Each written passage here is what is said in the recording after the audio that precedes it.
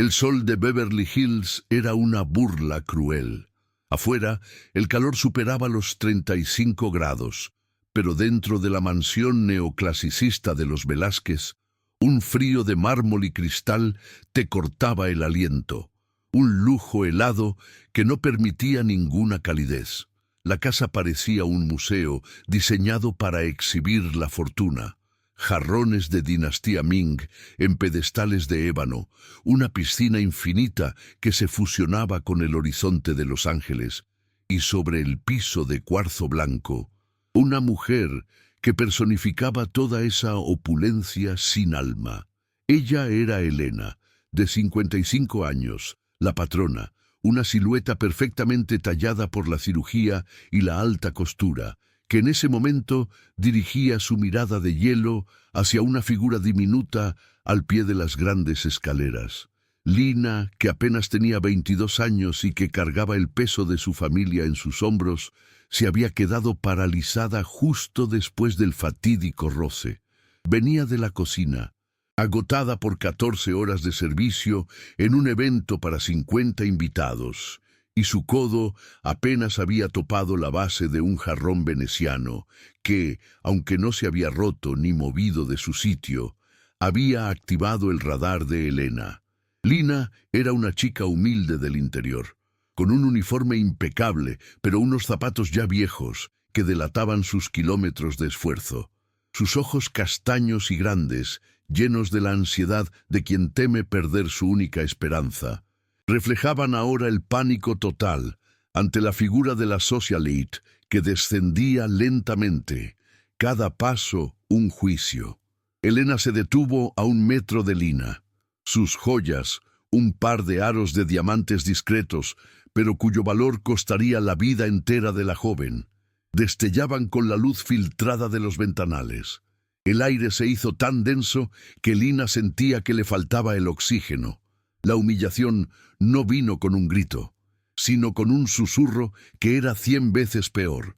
Los invitados, todos figuras de la élite de la moda y las finanzas, se habían ido hacía minutos, dejando un silencio aterrador que amplificaba la escena. Elena no estaba enfadada por el jarrón, estaba molesta por la presencia de Lina, por su sutil seseo del campo, por el simple hecho de que su origen no encajaba con el lujo frío que ella quería proyectar. «Lina, querida», dijo Elena con una sonrisa tensa y sin corazón, una máscara de porcelana. «Tengo que ser honesta contigo. No tienes la finez necesaria para una casa como esta. Es algo innato, ¿sabes?» El golpe no fue físico, sino directo a la dignidad de la muchacha. La palabra finesse se clavó en Lina como un puñal, implicando que no se trataba de un error, sino de una falla de nacimiento, de clase. Lina apretó los labios, sus manos ásperas y trabajadoras temblaban. No se atrevía a levantar la mirada, sabiendo que cualquier defensa sería vista como una insolencia, que suplicar solo haría la humillación más dulce para la señora. La protagonista, en su traje de alta costura, que valía más que el salario de Lina en 10 años, sintió un minúsculo, pero palpable, escalofrío de satisfacción. Este acto de poder barato era su manera de llenar el vacío interno, el abismo de un matrimonio sin amor y una vida sin propósito genuino. Por un instante se sintió poderosa, la dueña del destino de esa criatura. Le gustaba ese control. Su rostro permaneció impecable, inmutable. Su superioridad velada apenas se filtraba en el ligero giro de su labio superior. «Tienes 1 hora para recoger tus cosas. Tu cheque final te espera en la oficina. Que tengas suerte encontrando un lugar donde el polvo de tu origen sea menos notorio». Esa frase fue el golpe de gracia, la revelación que activaría toda la trama. El polvo de tu origen sea menos notorio. Lina finalmente levantó sus ojos. Estaban vidriosos, pero todavía retenían las lágrimas. No había furia, solo una profunda, dolorosa aceptación de la injusticia. La joven sabía que si se iba ahora, su familia, la renta del pequeño cuarto en la periferia y el sueño de estudiar para ser enfermera se desvanecerían como arena en sus dedos, pero también sabía que no había nada que pudiera decir. Era el enfrentamiento silencioso entre el poder absoluto y la necesidad desesperada, pero no estaban solas. Detrás de una columna que sostenía un busto de mármol, una figura más pequeña, vestida con una elegancia anticuada y discreta, había presenciado toda la escena sin decir una palabra. Era Clara, de 75 años, la madre del dueño de la mansión, una mujer de ojos amables y penetrantes que había visto el ascenso y la caída de muchas fortunas. Clara recordaba los días en que ella misma limpiaba pisos y cocinaba para sacar a flote a su familia. Y la frialdad de Elena la había tocado profundamente, sintiendo la humillación de Lina como propia. El destino de Lina se selló con la frase de Elena, pero su salvación se cocinaba en el silencio de Clara. La anciana, cuyo rostro mostraba la belleza de una vida vivida con carácter y no con cirugías, sintió una punzada de rabia y una inmensa compasión. El gesto de Clara fue apenas un ligero parpadeo, un movimiento casi imperceptible de su cabeza, como si estuviera decidiendo algo profundo y urgente. Mientras Lina daba media vuelta con la dignidad que le quedaba, Clara sabía que no podía permitir que esa pobreza de espíritu de su nuera ganara. Este era el principio de una segunda oportunidad, un desafío silencioso al frío mundo de riqueza sin alma. ¿Han hecho algún gesto de bondad que cambió una vida? Lina está a punto de perder todo. Dejen en los comentarios si creen que la nobleza de corazón siempre vence a la riqueza material. Sigamos con la historia. Estou escribiendo o Ato 2, contexto e desenvolvimento. Ato 2, contexto y desarrollo. 22 parágrafos. La vida de Lina siempre había sido una cuesta arriba perpetua, una lucha constante contra la gravedad de la miseria. Desde que tenía 15 años y su padre enfermó gravemente, el concepto de infancia había sido reemplazado por la necesidad implacable. Trabajaba para sostener el modesto hogar familiar en un pueblo remoto del sur, y su mudanza a Los Ángeles, a miles de kilómetros de su gente, no fue por aventura, sino por pura supervivencia económica. Recordaba las promesas que se hizo al ver el letrero gigante de la ciudad, un faro de esperanza, trabajar, ahorrar y, sobre todo, estudiar enfermería para devolverle a la vida un poco de lo que le había quitado. En la mansión de los Velázquez, donde el dinero era tan abundante que se desperdiciaba en nimiedades, ella solo había buscado una estabilidad para su sueño, un refugio que ahora se derrumbaba por un roce insignificante y el desprecio de una mujer. La desesperación de Lina tenía forma y color. Era el olor a humedad del pequeño cuarto que compartía, el sonido de su madre tosiendo al otro lado del teléfono y el color desvaído de la foto de su familia que guardaba en el bolsillo. Su conflicto interno no era la ambición, sino el miedo al fracaso, a no poder ser la base para los suyos. El trabajo era su dignidad, y al ser despedida por su origen, Elena no solo la había privado de un sueldo, sino que había atacado el núcleo de su autoestima, recordándole que, en ese mundo de cristal y diamantes, la pobreza era una mancha imborrable. Ahora, con el cheque de finiquito en la mano, insuficiente para cubrir el siguiente mes de renta, sentía que el trauma de la humillación se mezclaba con el terror de un futuro incierto.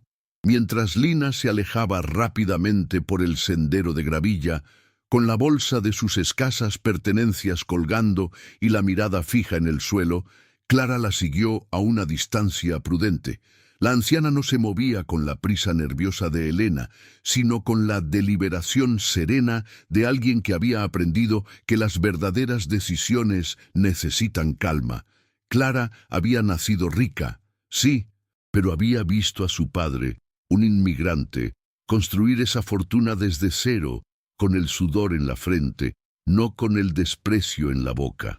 La indiferencia de su nuera la había hastiado, pues Elena representaba el peor vicio de la clase alta, la ceguera voluntaria a la realidad. Clara veía en Lina no a una sirvienta, sino a la versión joven y luchadora de ella misma antes de que el dinero la aislara. Finalmente, Clara la alcanzó justo afuera de la imponente reja de hierro forjado. Lina, al ver a la señora, se detuvo con una mezcla de respeto y temor. Clara no llevaba sus joyas más ostentosas. Vestía un simple conjunto de lino color crema, y su rostro, marcado por las líneas de la experiencia, transmitía una genuina bondad. «Lina, querida», dijo Clara con voz suave, un bálsamo para el oído herido de la joven. «No tienes por qué responder, pero quiero que sepas que he visto lo que ha pasado. Y lo que ha pasado no tiene nada que ver contigo, sino con la mezquindad de otros». Esta frase, simple y directa, fue el primer aliento de dignidad que Lina recibía en horas. Lina, sintiendo la comprensión en los ojos de la anciana, no pudo contener un temblor. «Señora Clara, no fue mi intención. Hago mi mejor esfuerzo. Solo necesito el trabajo, de verdad». Sus ojos se llenaron de lágrimas que, por fin, se atrevían a caer.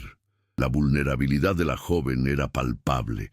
Era el sufrimiento silencioso de miles de personas invisibles.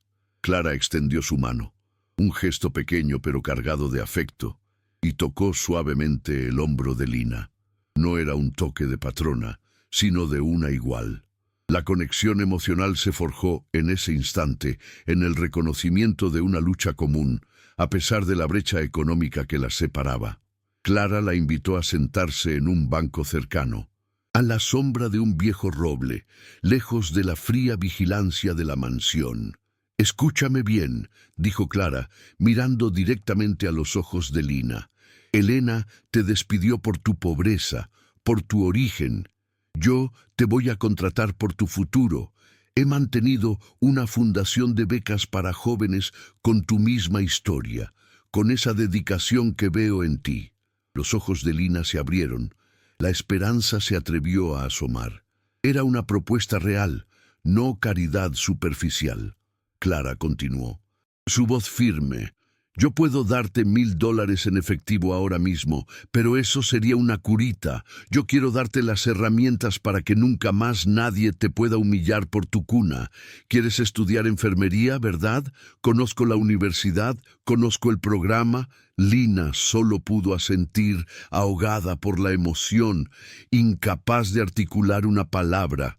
La oferta de Clara no era solo una beca de $50,000 anuales para la prestigiosa Universidad del Sur de California, USC, sino un salvoconducto hacia una nueva vida. Es un fondo que creé hace años. Nadie en la familia, y mucho menos Elena, lo maneja. Lina, te ofrezco una beca completa, que incluye matrícula, libros y una modesta manutención. «Pero hay una condición», dijo Clara, con un tono más serio. «Nadie, y me refiero a nadie en la mansión, puede saber de esto. Elena haría de esto un circo».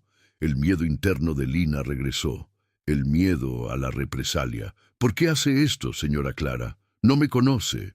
La pureza de Lina, su incredulidad ante tanta generosidad, fue lo que más conmovió a Clara. «Te conozco porque me reconozco en ti», respondió Clara con una sonrisa triste. «Conozco el sabor amargo de la humillación, aunque la mía fue por mi origen étnico en otra época. Además, es mi lucha contra la maldad pasiva de esta vida que llevamos. Es mi manera de decir, no toda la riqueza es egoísta. Acepta esto, Lina. Lucha por ti, por tu gente». El diálogo había pasado de la caridad a la mentoría, de la súplica a la dignidad. Lina aceptó. El vínculo se selló con un apretón de manos fuerte y sincero. Las semanas que siguieron fueron una tensión constante. Lina se mudó a un barrio más cerca de la universidad, trabajando a tiempo parcial como cuidadora de ancianos para cubrir los gastos extras hasta que la beca se hiciera efectiva.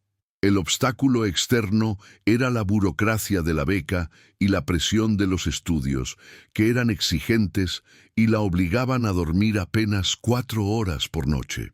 El miedo de Elena no era infundado.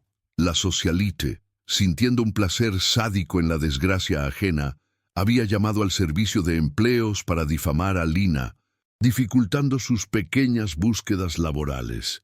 Clara, actuando en secreto, se convirtió en una especie de ángel guardián. Encontraba excusas para salir de la mansión y reunirse con Lina en pequeños y anónimos cafés, revisando sus notas, dándole ánimo y proporcionándole el dinero necesario para el transporte y los libros más caros. Estudia, Lina. No te detengas. El conocimiento es el único lujo que nadie te podrá quitar, le decía Clara con una intensidad que casi era un mandato. Esta tensión, este juego de secretos y sacrificios, incrementaba la conexión afectiva entre ellas, forjando una relación que trascendía la diferencia de edad y clase. Para Lina, Clara era la madre que la ciudad le había arrebatado. Para Clara, Lina era la hija que le recordaba su propia humanidad. La sombra de Elena, sin embargo, no tardó en asomar. Un día, en un evento de recaudación de fondos de caridad, una obligación social para los Velázquez, Elena vio un rostro que le resultaba familiar detrás del mostrador de la cafetería que proveía el catering. Era Lina, trabajando con ese uniforme humilde, pero con una nueva luz en los ojos, una determinación que antes no tenía. La ira de Elena fue inmediata y visceral. ¿Cómo se atrevía esa chica del polvo a aparecer en sus círculos? ¿Aún no había aprendido su lugar? La tensión aumentó al máximo. Elena, con su sonrisa depredadora, se acercó a Lina, fingiendo sorpresa. «Vaya, vaya, veo que sigues con tus trabajitos. ¿Te han despedido ya de este sitio también, Lina?» El ataque público fue un obstáculo brutal. Lina sintió el viejo miedo, pero esta vez algo era diferente. La promesa de Clara la hacía más fuerte. «Estoy aquí trabajando, señora Elena, como siempre, con honestidad», respondió Lina, manteniendo la calma, sin bajar la mirada. «Mi origen no define mi esfuerzo». La escena fue breve, pero el daño emocional estaba hecho. Elena, al ver que no había roto a Lina, se fue furiosa, prometiendo internamente sabotear a la joven. Esto la llevó a investigar los movimientos de la chica, preguntando a conocidos sobre cualquier beca o ayuda que pudiera haber recibido.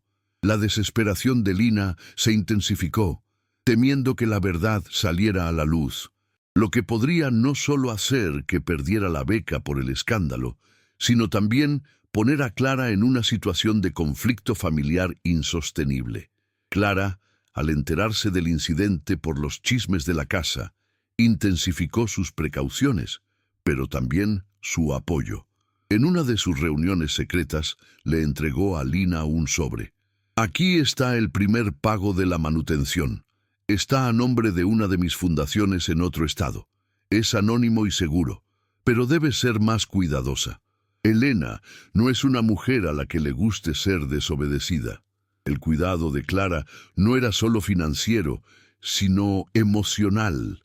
La preparaba para la batalla que sabía que vendría, armándola con el conocimiento y la confianza. El desarrollo del vínculo era evidente en los detalles. Lina ya no hablaba con la timidez de antes, compartía sus frustraciones con los estudios y sus pequeñas victorias. Clara, a su vez, le confesaba a Lina la soledad que sentía en esa jaula de oro, la frialdad de su relación con su hijo, el marido de Elena, y su incapacidad para encontrar un propósito real. Se necesitaban mutuamente, Lina, la oportunidad, y Clara, la humanidad perdida. La presión externa se manifestó cuando un compañero envidioso del trabajo de catering, escuchando los rumores de Elena, alertó a la administración de la USC sobre la doble vida de Lina y su origen humilde, insinuando que ella no merecía la beca. Lina fue llamada a la oficina del decano, una escena que reabrió la herida de la humillación. Pero esta vez ella tenía una mentora. Lina llamó a Clara, no en busca de una solución mágica, sino de apoyo. El decano me está cuestionando. Dice que mi currículum es demasiado simple para una beca tan grande. La voz de Lina era un hilo. El miedo a ser juzgada por su origen de nuevo la aplastaba. La respuesta de Clara fue inmediata y poderosa. Dile que tu currículum está escrito con el sudor de tu frente y dale este número de teléfono. Le diré exactamente por qué mereces estar ahí. El gesto de Clara era la defensa de un león a su cría. Era el desarrollo total de su personaje, pasando de la observadora compasiva a la protectora activa. El desarrollo de Lina era que, aunque el miedo la atenazaba, ya no se doblegaba. Enfrentó al decano con la verdad sobre su origen, su trabajo y su necesidad, armada con la certeza de que su mentora creía en ella. El decano, tras hablar con Clara, quien no solo confirmó el patrocinio, sino que amenazó con retirar fondos a la universidad si se seguía cuestionando el carácter de Lina, cerró el caso. El conflicto interno de Lina se transformó en la convicción de que su historia era su fortaleza, no su debilidad. El clímax se acercaba. Lina estaba a punto de graduarse, 3 años después. Como la mejor estudiante de su clase, lista para dar un discurso de graduación. Elena, por su parte, se sentía cada vez más marginada en su propia casa. Clara pasaba más tiempo en la fundación que en la mansión. La frustración de Elena, su vacío emocional, la llevaría a su acto más desesperado. La escena estaba lista para el enfrentamiento final. El vínculo de mentora y protegida se había transformado en un lazo familiar inquebrantable. Lina ya no era la empleada asustada, era una profesional en ascenso, y Clara, a sus 78 años, había encontrado el propósito y la calidez que su propia familia le había negado. La batalla por la dignidad de Lina estaba a punto de llegar a su punto más álgido, en un escenario público, donde la verdad se revelaría ante todos. Estou escribiendo o Ato 3, Clímax emocional. Ato 3, Clímax emocional, 18 parágrafos. El auditorio de la Universidad del Sur de California vibraba con la formalidad y la emoción de la ceremonia de graduación. El aire olía a flores caras y a la promesa de un futuro brillante. Lina estaba de pie en el podio, con su toga azul marino y el birrete bien puesto, lista para ofrecer el discurso como la mejor alumna de su promoción en enfermería. Ya no quedaba rastro de la joven asustada que temblaba ante la dueña de una mansión. Sus ojos, aunque todavía grandes, brillaban con la confianza que da el conocimiento y el sacrificio. En la primera fila, Clara estaba sentada con un orgullo sereno, flanqueada por su hijo, el esposo de Elena, y la propia Elena, cuya presencia era una obligación social, no un deseo sincero. Elena, con un vestido Chanel que gritaba su riqueza, estaba hirviendo en silencio. Había pasado los últimos 3 años tratando de ignorar o sabotear el ascenso de Lina, sintiendo que cada éxito de la joven era un juicio directo a su propia inutilidad. Ver a la chica del polvo en el podio, a punto de ser aclamada por esa misma élite que ella trataba de impresionar, era una humillación personal insoportable. Su vacío interior se manifestaba ahora como pura envidia y resentimiento. Había investigado, había esparcido rumores en la fundación, pero Clara había blindado a Lina con una red de discreción impenetrable. Lina comenzó su discurso, su voz clara y cargada de una emoción controlada.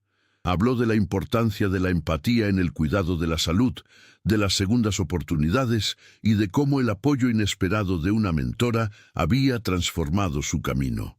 Hace unos años, dijo Lina, haciendo una pausa dramática, mirando directamente a Clara. Fui despedida de un trabajo por no tener la finez necesaria. Se me dijo que mi origen era un obstáculo. Hoy, mi origen es mi mayor motor, y la finez que realmente importa es la del corazón, la que demostró una mujer sabia al ver en mí no lo que era, sino lo que podría llegar a ser. Ese momento, el agradecimiento velado pero profundamente sentido, fue el desencadenante que quebró la fría fachada de Elena. La alusión a la palabra finez, la palabra que ella había usado con tanto desprecio, actuó como una bofetada pública. Se levantó de golpe, con un movimiento tan brusco que el marido intentó detenerla en vano. El auditorio, que había estado en silencio reverente, sintió la tensión eléctrica.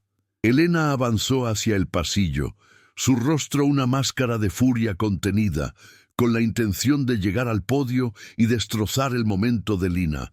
«Esto es una farsa, una mentira bien orquestada», gritó Elena con una voz aguda y estridente que cortó la solemnidad del ambiente. Todos se giraron hacia ella. «Esta chica no merece estar aquí. Era mi empleada doméstica, una simple sirvienta que tiraba jarrones en mi casa, y ahora la ponen como ejemplo. Ella no es más que una parásita. Yo la despedí por su ineptitud, no por su origen. Esta beca debe ser investigada, es un acto de favoritismo». El ataque era cruel, diseñado para demoler la dignidad de Lina frente a un público de prestigio. Lina se quedó paralizada en el podio, el rostro pálido. La humillación regresó con una fuerza abrumadora. El trauma revivido la hizo dudar por un instante, sintiendo que todo su esfuerzo se desmoronaba. Era el obstáculo externo en su punto más alto. Pero antes de que el pánico la consumiera, sintió una mano firme en su hombro. Era Clara, que había subido al podio con una calma regia, moviéndose con la autoridad que da la verdadera convicción, no el dinero. Clara se situó entre Lina y la figura histérica de Elena. El contraste entre la frialdad histérica de la nuera y la serenidad sabia de la anciana era impresionante.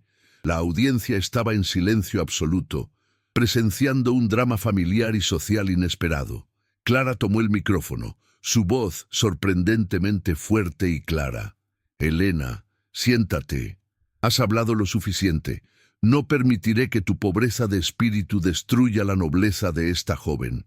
Elena, fuera de sí, gritó de vuelta: «Tú no me das órdenes. Ella no tiene valor, no tiene clase, no tiene nada.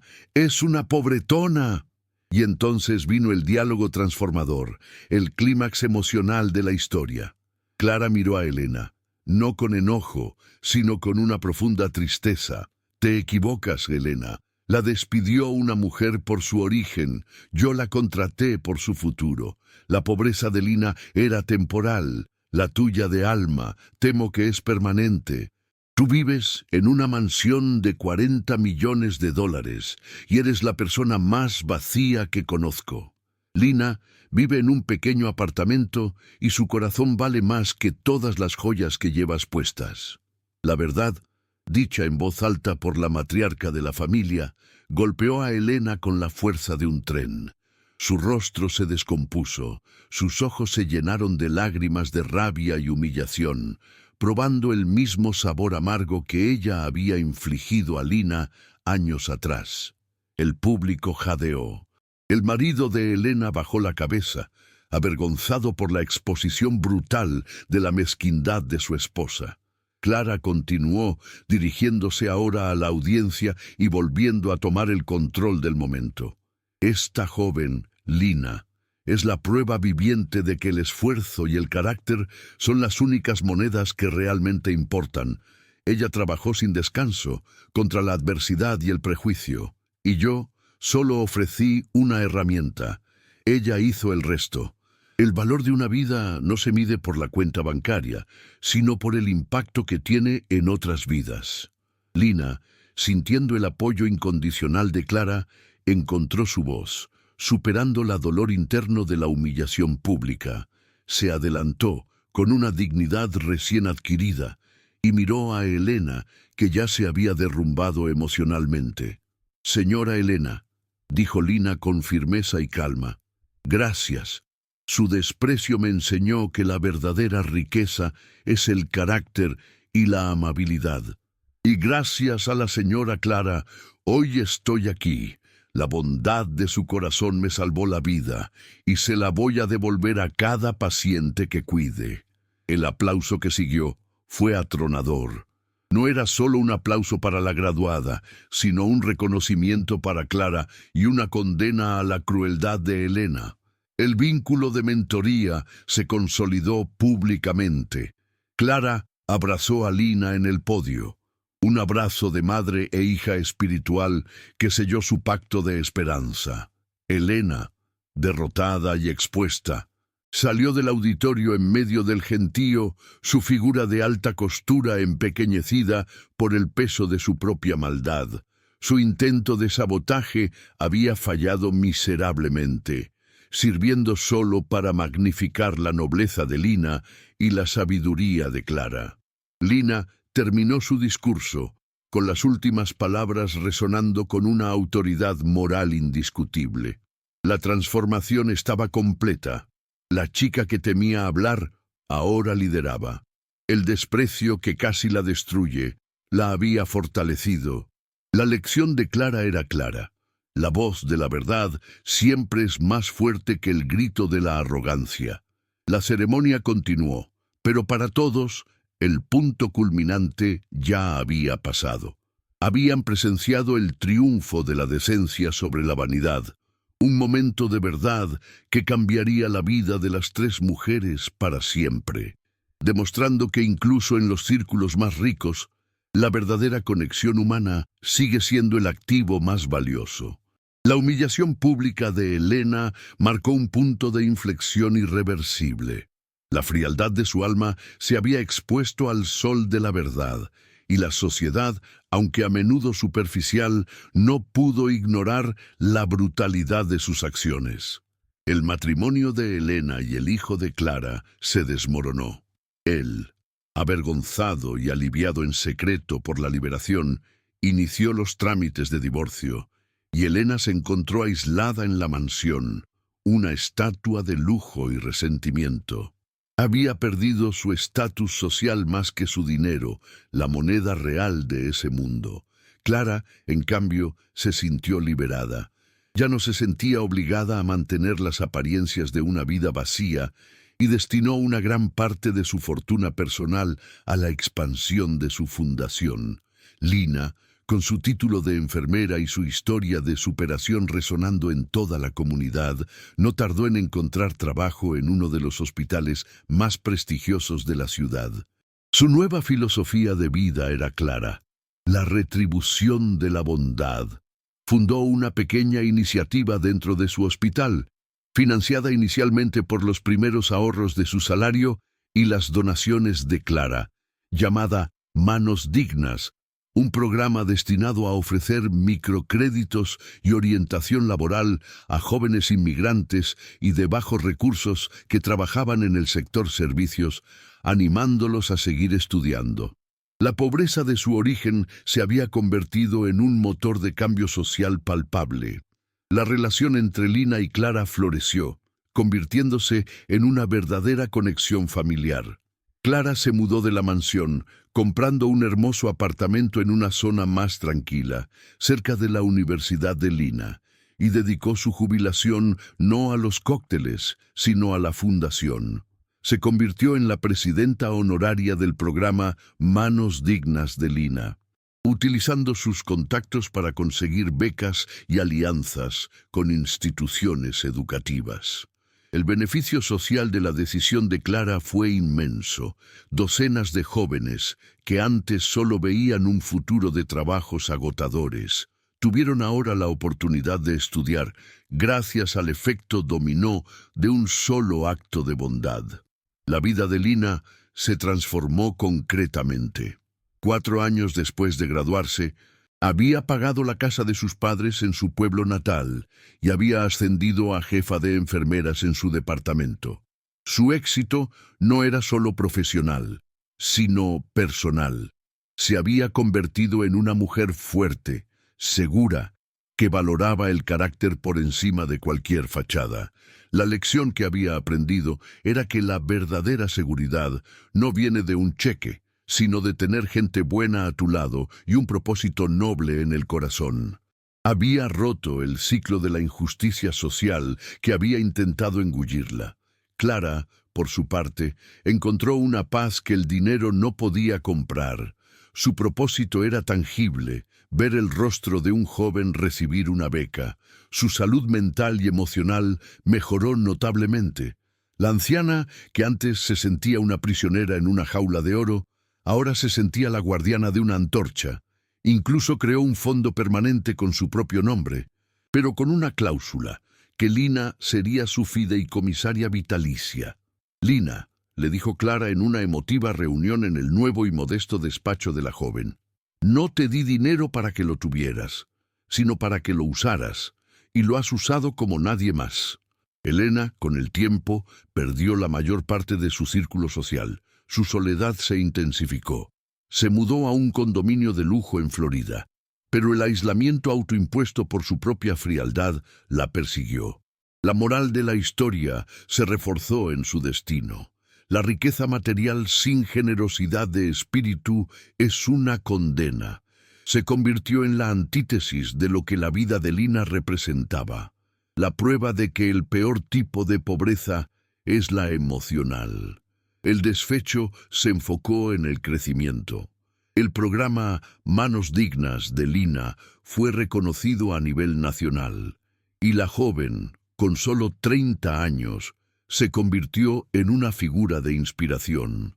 Recibió premios por su trabajo comunitario, demostrando que una segunda oportunidad no solo salva una vida, sino que construye un futuro para muchos. El nombre de Lina, la chica del polvo, ahora era sinónimo de esfuerzo y éxito ético. La reconciliación familiar se dio de una forma inesperada. El exmarido de Elena, conmovido por la transformación de su madre, se acercó a Clara, reconociendo la ceguera que había mantenido por años. No se unió a la fundación, pero apoyó económicamente varios proyectos de Lina, un gesto de reparación, aunque tardío, que mostró la lenta redención de una parte de la familia Velázquez. Clara y Lina a menudo recordaban el momento de la demisión. Lina sonreía. Esa puerta que se cerró fue en realidad la que me abrió la autopista, señora Clara. El despecho era inspirador, porque era plausible. No se trataba de un cuento de hadas, sino del resultado de la determinación y de la intervención oportuna y generosa de una mujer que decidió usar su privilegio para el bien en lugar de para la crueldad. La historia de Lina se enseñaba en los círculos de la fundación como el ejemplo perfecto de que la nobleza de corazón siempre triunfa sobre la soberbia. La moral central se elevaba. La verdadera nobleza no está en la cuenta bancaria, sino en la generosidad del corazón. Y la bondad tiene el poder de romper cualquier ciclo de injusticia social. La segunda oportunidad era el milagro que había florecido donde el prejuicio quiso podar. El futuro que se presentaba era esperanzador. Lina no solo era una enfermera exitosa, era una líder social. Y Clara, su mentora, había encontrado la manera más significativa de legar su fortuna, invirtiendo en el potencial humano y en la dignidad de los que luchan. Ambas vidas, entrelazadas por un acto de justicia, se convirtieron en un faro para muchos. Lina, ahora con 36 años, entró en una cafetería humilde, no muy diferente a aquella donde Clara le había entregado el primer cheque de la beca. Vestía un traje de negocios elegante pero discreto, y su porte era el de una mujer de poder moral, no económico. Se sentó en una mesa de la esquina esperando a alguien. Era una benefactora respetada, con su propia fundación bien establecida, dedicada a los trabajadores esenciales. Su misión era cerrar el ciclo de la injusticia. Una joven, no mayor de 19 años, con el mismo uniforme de empleada de servicio que Lina había usado una vez, se acercó a su mesa con las manos temblando de nerviosismo. Sus ojos castaños reflejaban la misma ansiedad y esperanza que Lina había sentido en sus 22 años. La joven acababa de decirle a Lina que estaba a punto de dejar sus estudios nocturnos porque el trabajo de día era demasiado agotador. Lina la escuchó con una paciencia y empatía infinita. «Escúchame, Camila», dijo Lina, con una sonrisa amable. «Sé exactamente lo que estás sintiendo. Yo estuve ahí, el miedo al fracaso, la tentación de rendirte, pero el cansancio de hoy no puede robarte la dignidad de tu mañana». Lina sacó un sobre grueso, no de dinero fácil, sino un contrato para una beca integral a través de su fundación que le permitiría reducir sus horas de trabajo. La joven, Camila, al ver el documento que garantizaba el pago de su matrícula y libros, rompió a llorar, exactamente como Lina había llorado años atrás bajo el roble. La escena final era el espejo del inicio, pero con Lina en el papel de mentora y salvadora. El ciclo de injusticia había sido reemplazado por el ciclo de la generosidad.